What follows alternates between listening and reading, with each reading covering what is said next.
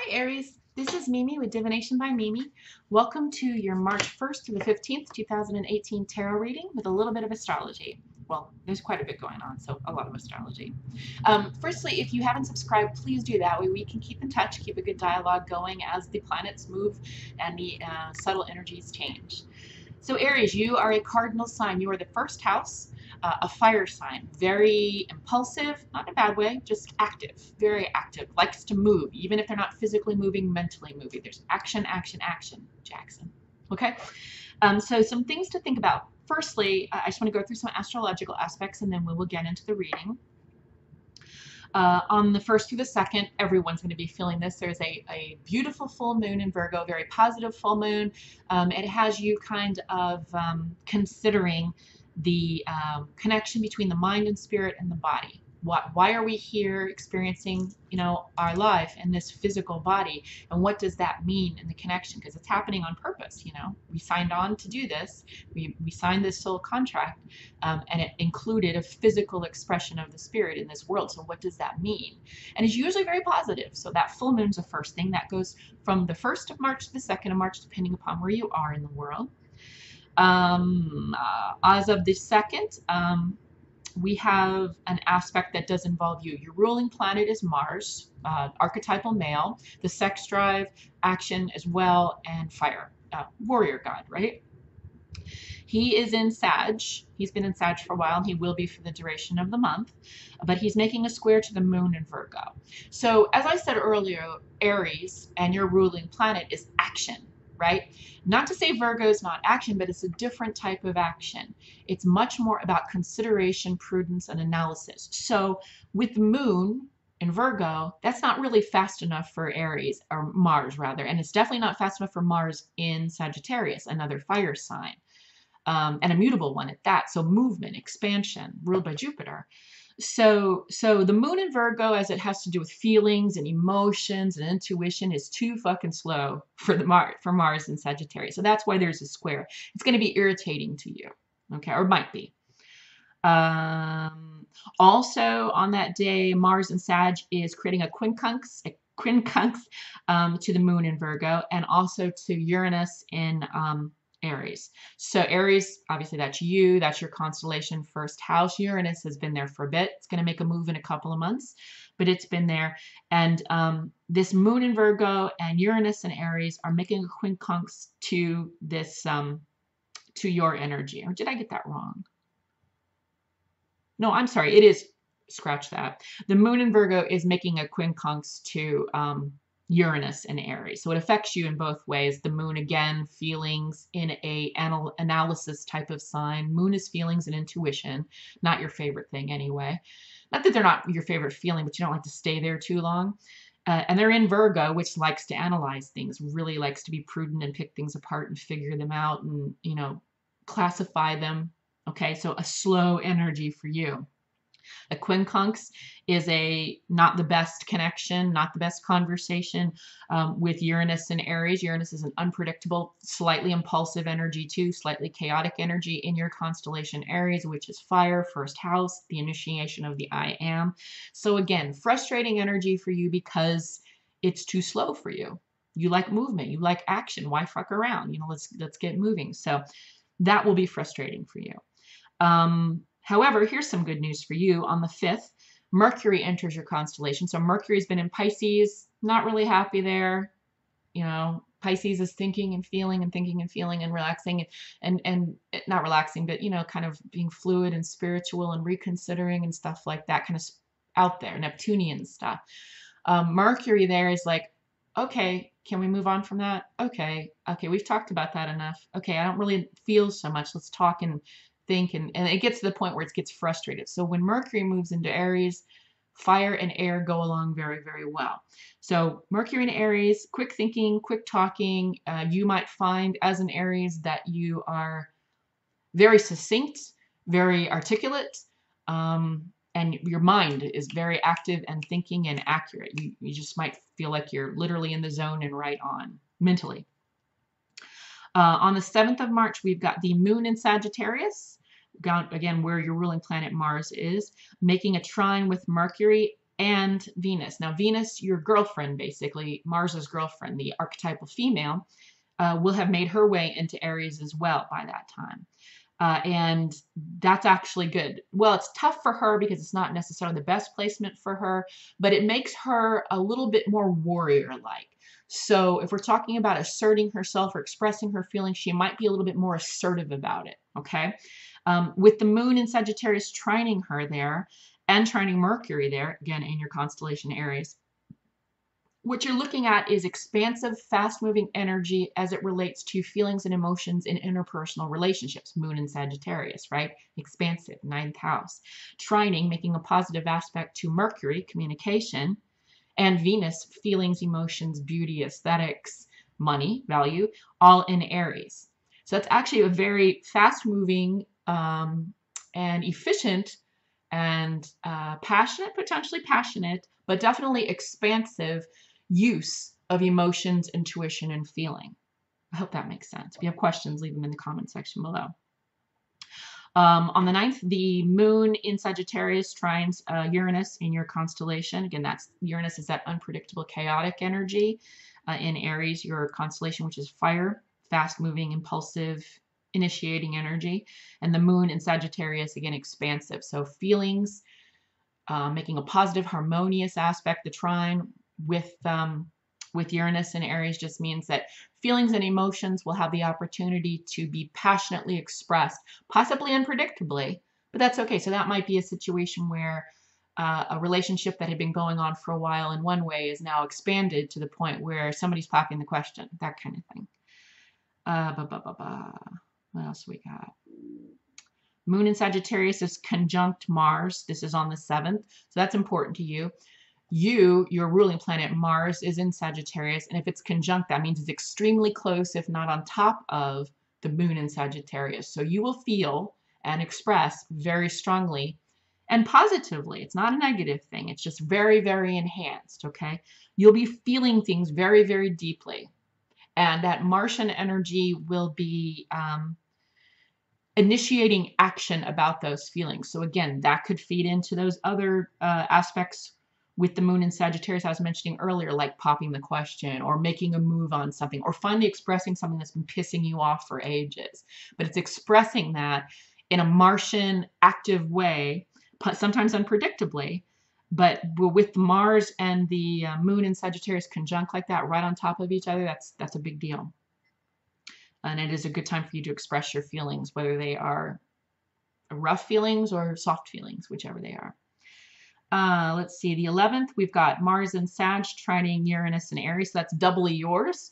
That is the warrior planet in Sagittarius making a harmonious connection or conversation with Uranus, that unpredictable energy in Aries. So once again, you might start something that you never thought you could. You might say something you never thought you would. It's positive though, it's trying, so it's harmonious. It's something that's going to be good for you and peaceful.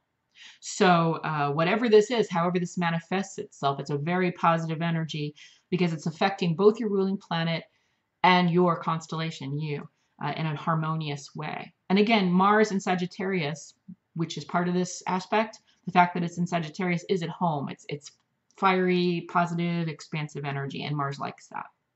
That's the 11th. On to the 13th, we've got Mars again in Sagittarius, and this is a tough day for you, the 13th.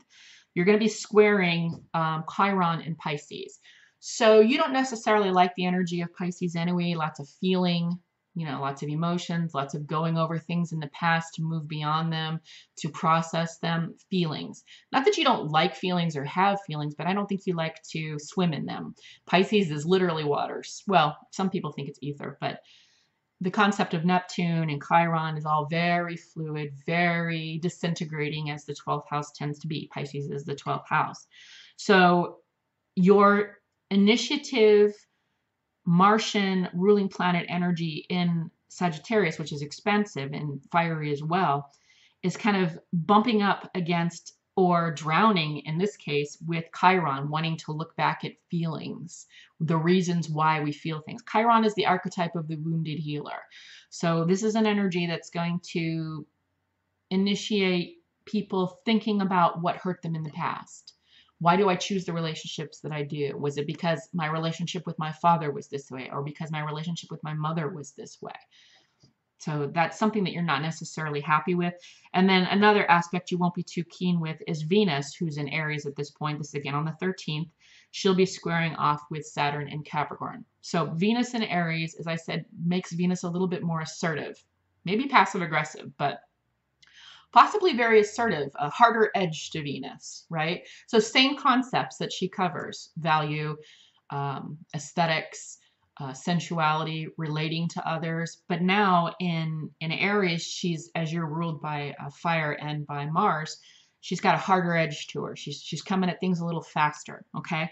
When she's squaring off with Saturn in Capricorn, Saturn is totally restrictive energy. So she's got this feeling that she wants to get shit done and say shit and fired. She's fired up to do things, but there's this like wet blanket on her, which is the Saturnian energy of restriction. Okay. I'm not having to go at Saturn. Saturn's necessary. Otherwise we wouldn't have these things in our hands, this body.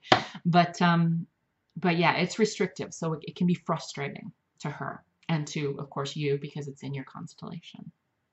Remember, Venus is feelings and aesthetics. And I'm sorry, I've gone on a long time here. So let's get into your reading for you, Aries. First house rulers. Going to use the Thoth deck or Tahuti deck. And this is a 4-card pull based upon some situation in your life. So this reading is for Aries for March the 1st through the 15th, 2018. What's going on with Aries? March 1st through the 15th, 2018. First house rulers, fire and cardinal signs. What's going on with Aries? This is the first day of life, the soul born into the world. The equinox for spring.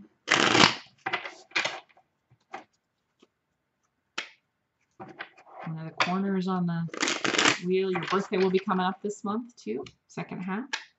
What's going on with Mars? March 1st through the 15th. A lot of activity in Aries for March 1st through the 15th, 2018. Holy Hecate. What's on Mars's? No, sorry. What's on Aries' mind? What are they feeling? What are they thinking? What are they focusing on? What does Aries need to know? Thank you. Oh, these. Okay. Princess of Wands. Connections, messages, either to or from you. Positive aspect. Prince of Swords. This would be a Gemini in energy. Somebody in your life that's a Gemini, perhaps. Negative aspect is your impetus to action. The Ace of Wands is making you a little bit impatient. Overall advice. Oh, okay. 9 of Wands in reverse. So almost entirely fire energy. Not really surprising considering your sign and all the planetary activity in your constellation. So let's look first at you. You're wanting communication. You're open to communication. You're wanting to receive it. You're giving it. You're the one talking. You're the one initiating communication with people, talking with people, sharing with people. And you're wanting this in return. The positive aspect is the Gemini in energy. Now this Gemini is ruled by Mercury. So this could be the energy where Mercury moves into Aries. And it's positive. This is a positive placement, which means the impetus to communication is there. So again, communication could take a form in any kind of way. This could be you writing a book or a song or a play. It could be you making a speech. It could be you trying to get in touch with someone. It could be you trying to connect for a job and finding out if you got that job. So think of it in those terms: communication, messages. Okay. And the news is, I mean, the positive aspect of this is that you everything is, all of the planets basically are aligned for this to be good. Gemini in the upright is ruled by Mercury.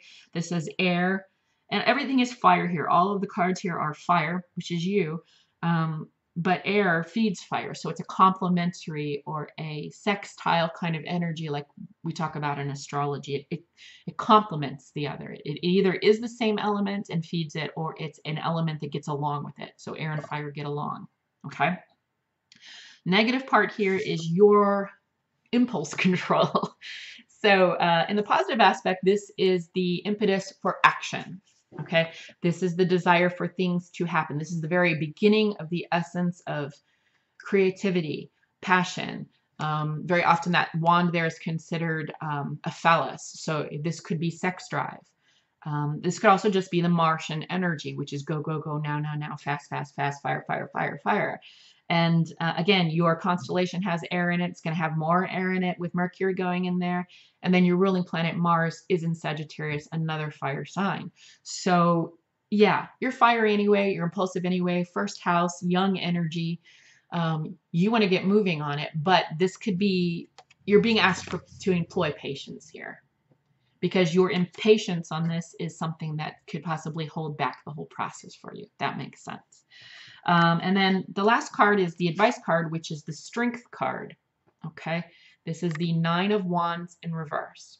So Nine of Wands is the sun in Sagittarius. Okay, the sun in Sagittarius is well placed. Sagittarius is ruled by Jupiter, expansive positive energy, a fire sign. The sun, obviously a fiery planet, is very at home in Sagittarius. But you got this card in the reverse. So what this is asking you to do is step away from focusing so much on this, because we're having a full moon in Virgo, right? Which is asking us to make a connection between mind, spirit, and body. And you know as well as anyone, Aries are so proactive, fast moving, like machine gun speed, going for it, right? And then often burning out later. Okay, so Spirit is not suggesting that you give up on the communication. Spirit here is saying you've put out what you can. You need to stop focusing on it and find something else to focus on. In other words, once we've put those messages out or those actions out into the universe to manifest what we want, we kind of have to let go and trust in the process. And that's what you're being asked to do. Because right now, the negative instinct that you have is, what's going on? When will I find out? You know, I need to know, I need to know. Or why isn't it happening yet? Or why can't I think of the plot line for this play? And so on. So if it is a creative endeavor and that's kind of coming through and it makes sense with this, Spirit's kind of asking you, hey, maybe walk away. If you're frustrated in something as it involves the process of creation, maybe walk away for a while. Not forever, don't give up, but maybe just before you burn out. Again, a lot of fire energy and a lot of aspects complementing that, which can be very good for action. But if you are relying on a response to the action and the action is still going in your head, right, this can have an effect on your body. So if you have done everything that you can without stressing yourself out, or you're literally hitting a frustration where you're not getting anywhere. You know, sometimes when you wake up in the middle of the night and you're like, I'm going to lie here and try to fall asleep. And you end up finding out 2 hours later you're not falling asleep. You're like, well, what the hell? I might as well just carry on and give up on trying to fall asleep. That's basically what we're looking at here. You'll pick up the sleep the next night, right? But in this situation, right now, don't try to go back to sleep. You're just totally up. So Spirit is saying here, give it a rest. Try to walk away consciously from what you've invested and what you're excited about, so that this doesn't turn into something that burns you out. I hope that makes sense. All right, Aries. I'm sorry yours is long. Probably because of all the activity in your constellation and the fact that I've had 2 cups of coffee. If you have questions, please, or comments, leave them in the comment section below. If you'd like to book a personal reading, please do so. My email address, mememes@hotmail.com, is in the description box below the video, along with my pricing. Otherwise, I'll see you for the lunations and then the second half of the month's readings. All right, Aries, you take care.